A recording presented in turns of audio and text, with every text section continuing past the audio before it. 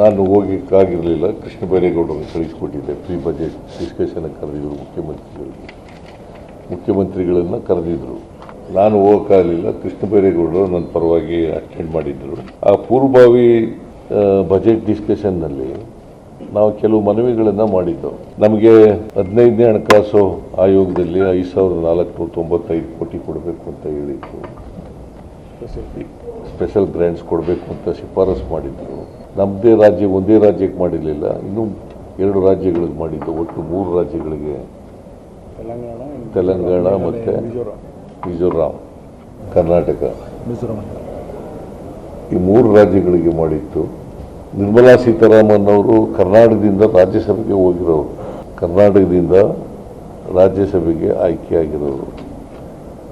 ಅವರಿಂದ ನಿರೀಕ್ಷೆ ಮಾಡ್ಕೊಂಡಿದ್ದೋ ನಾವು, ಕರ್ನಾಟಕಕ್ಕೆ ನ್ಯಾಯ ಒದಗಿಸ್ಕೊಡ್ತಾರೆ, ಕರ್ನಾಟಕದ ಹಿತ ಕಾಪಾಡ್ತಾರೆ ಅಂತೇಳಿ ನಿರೀಕ್ಷೆ ಇಟ್ಕೊಂಡಿದ್ದು.